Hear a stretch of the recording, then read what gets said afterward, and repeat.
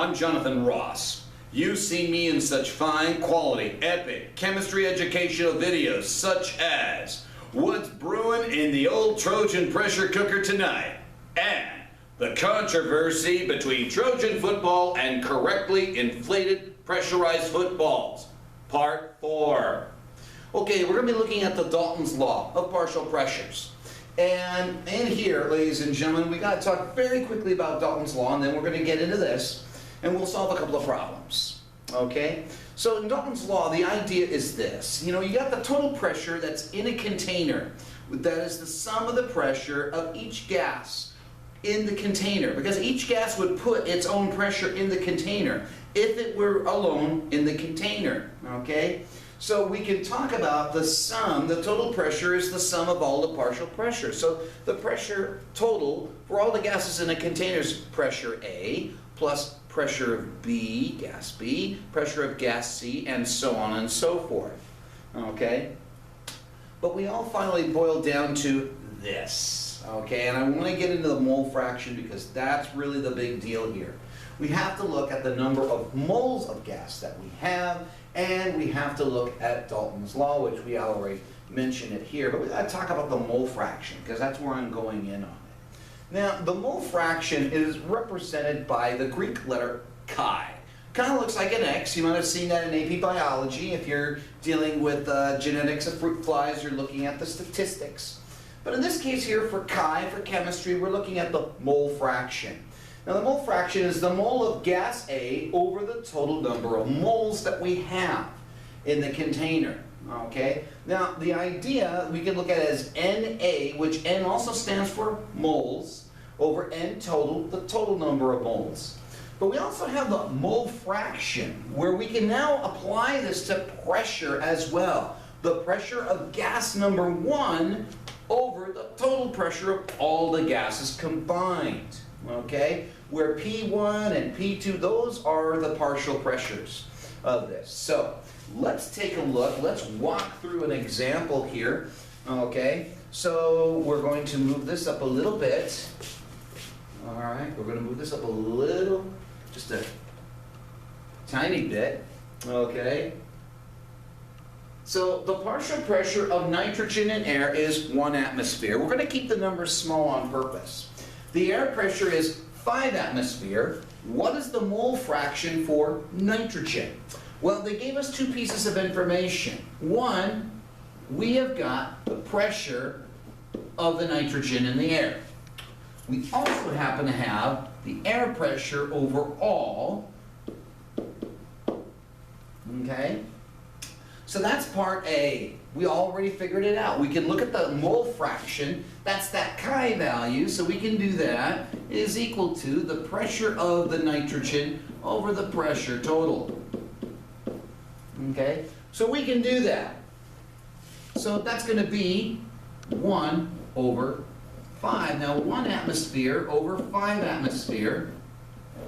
Okay, and our answer, our partial pressure of nitrogen, the mole fraction, ladies and gentlemen, not the partial pressure, the mole fraction is going to equal 0.2 atmosphere. This is taking into account the Odell effect as well, ladies and gentlemen. So that's what we've got here. We got 0.2 atmosphere for this. Okay, and that takes care of part 1. We looked at the mole fraction, but we're going to use this again because you know what? What is the partial pressure of nitrogen if the container holding the air is compressed to 15 atmosphere? Aha!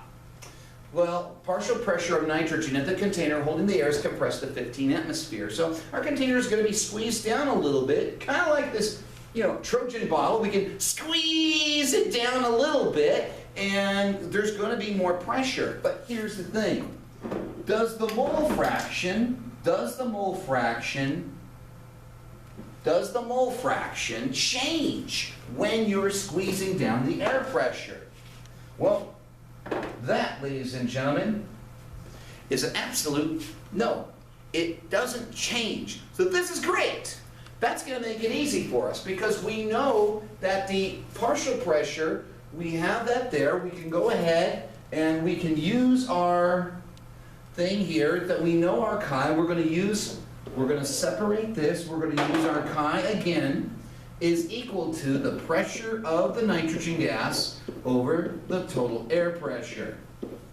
Okay, now they gave us the total air pressure, they gave it to us at 15 atmosphere. Okay, so 15 atmosphere.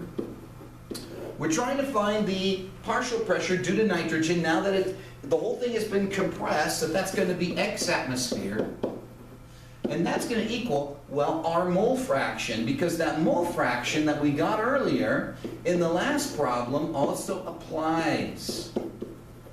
Okay, because that mole fraction doesn't change. That's the beauty. Now, if you were to release gas out there, okay, then yeah, it's going to change it. If you add extra gas into the system, yes, it's going to change it.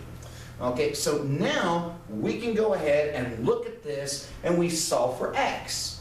So if we look at it, it's going to be 15 multiplied by 0.2, and that's going to get us 3 atmosphere.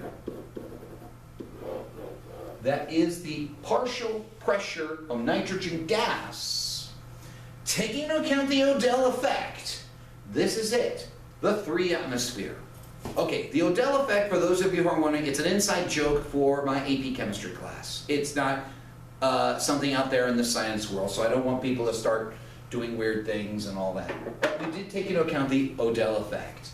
Okay, so this is our partial pressure for nitrogen when the whole thing has been compressed and the pressure is now 15 atmosphere. Awesome. Any questions? Ba-dum-bum. Let's go to the next one. Now here we have another one. Here there's 2 things they're asking us to find. We've got 3 containers, each has a valve. Now you have helium, 1 liter of helium, half an atmosphere. 1 liter of helium, 0.4 atmosphere. 2 liters of argon, whoa, and it's at 0.2 atmosphere. So the question that we have to ask is, what is the partial pressure for the helium, partial pressure for the neon, the partial pressure for the argon? That would be the first part. And then the second part, ladies and gentlemen, is what's going to be our total pressure? Okay? So, here's the thing. Right now, these are separate gases. We're going to open up the valve and you hear that as the gases are mixing. So now they're totally mixed. So now what's happening is the number of moles of each gas hasn't changed. What has changed is the volume that the gas is in. Now, if you remember, we're keeping the temperature the same. If you remember Boyle's law, remember it's pressure and volume. P1 V1 is equal to P2 V2. Okay? The temperature is the same, so we don't have to worry about the temperature. So that would mean we have to look at the new volume. So, okay, let's work with the helium here for a moment. So helium, we got 1.0 liters multiplied by 0.5 atmosphere is equal to the new volume. Well, what is the new volume? It's the combination of all 3. 1 plus 1 plus 2 is 4 liters. Multiplied by X. Oops. Ooh. So it's going to be 4 liters multiplied by X. So what we have here is 0.5 is equal to 4X. So X, ladies and gentlemen, is going to be 0.5 divided by 4. Okay? So let's just go ahead. We're going to work this out very quickly. 0.5 divided by 4 equals, and we have a partial pressure of helium of 0.125 atmosphere, but the Odell effect kicks in to 2 significant figures, so we are going to go and, let's see, try that again. 0.5 divided by 4 equals 1.25, so we're going to round it to 1.3. 0.13 atmosphere. Okay? So that's what we got. 0.13 atmosphere. So we're going to continue on. Now we're going to look at the neon. The neon, again, is the same deal. We're going to have 1 liter, okay, multiplied by 0.4 atmosphere is now equal to X multiplied by 4.0 liters. So here we go. 0.4 is equal to 4x. So x is going to equal 0.1 atmosphere. And that does take into account, does it take into account the Odell effect? No, because you still have well, it is the smallest number of significant figures. I should have been very technical about this. Thank you, Odell, for making me paranoid about this. All right, let's go back. We have to go and do that. We have to apply that up here. Okay, it's going to be 0.1 atmosphere. Okay, because of that, I have to go back and apply the Odell. I said it was 2 significant figures. It's 1. Okay, so it's 0.1. Okay, atmosphere. And here, guess what? This is also 0.1 atmosphere. 0.1 atmosphere. Okay? Now, our next one that we're going to look at is argon. Argon, I'm going to go ahead and I'm going to do that in red. And what did they give us? They gave us 2 liters at 0.2 atmosphere. So 2.0 liters at 0.2 atmosphere. Okay? And we have 4.0 liters multiplied by X. Wow, this is looking awfully familiar. So 2 times 0.2 is 0.4 is equal to 4X. And X will equal 0.1 atmosphere. Again, taking into account the Odell factor, now we can go up and say, all right, this is going to be 0.1 atmosphere. So we answered our first part.